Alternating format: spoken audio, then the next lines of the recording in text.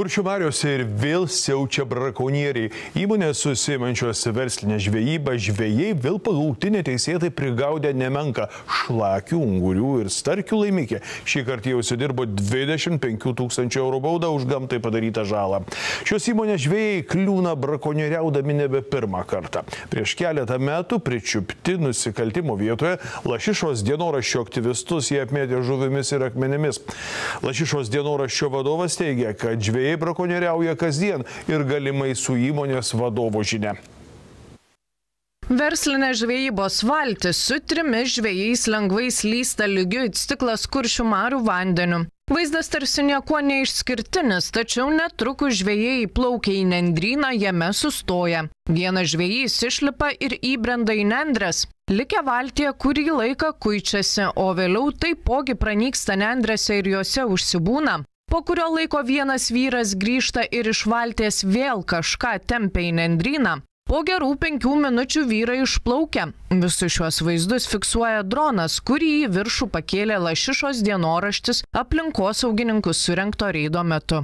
Jo, bandom tada nuplaukti. Tad aplinkosaugininkai sėda į katerį ir keliauja pasižiūrėti, kągi ten nendrėse veikia žvejai verslininkai, o tiksliau, ką slėpė.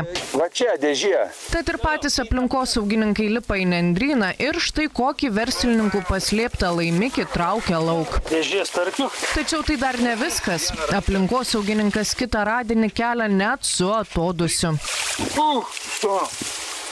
Yra reikalų užmat. Unguriai. 66 starkiai, 11 ungurių ir 4 šlakiai. Štai tokį nelegalų laimikį nendrėse slapstė žvejai verslininkai. Jie šios pagautos žuvies ne tik neapskaitė, neįrašydami jos į žvejybos žurnalą, bet ir nepaleido iš gaudyklių tų žuvų, kurias žvejoti draudžiama. Draudžiama gaudyti ungurius, draudžiama gaudyti šlakius ir lašišas ir neverslinio dydžio sterkus turi nedelsiant paleisti iš gaudyklių. Ši įmonė bausta jau ne kartą. Dabar turės ne tik susimokėti 25 000 eurų už žalą gamtai, bet ir apskritai visiems joje dirbantiems žvejams gali tekti pastatyti kuriam laikui valteles į garažą. Gali būti, kad šios įmonės teisė į kvotą bus stabdoma 1 metams. Pagal dydį reiks paleisti. Eisi arčiau, iš akmens gaut. Paleisti.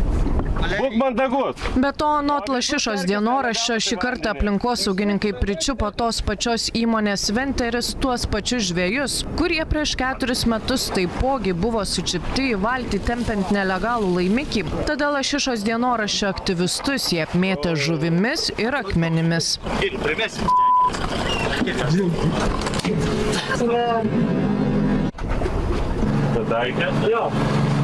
Vyrukai, man atrodo, galų gale prie liepto galą, nors tai daro kiekvieną dieną. Klimavičius teigia, kad tokių Kuršių marių piratų yra ne vienoje verslinės žvejybos įmonėje. Ne tik tai šita įmonė, o ir daugelis kitų įmonių.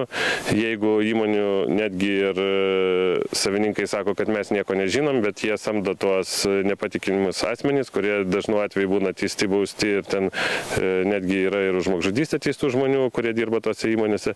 Ten tiesiog yra banditai Kuršių mariose. O viena priežasčių, pasak Klimavičiaus, kodėl brakonieriai siaučia Kuršių mariose, verslinės žvejybos taisyklės. Jeigu tai būtų žvejys mėgėjas su meškere padaręs panašią žalą, bent jau pagavęs tos 3 ar 4 šlakius, jam būtų konfiskuojamas kateris, nors ir už 500 000 eurų būtų konfiskuota ir meškeris ir viskas, tai įrankiai ir priemonės.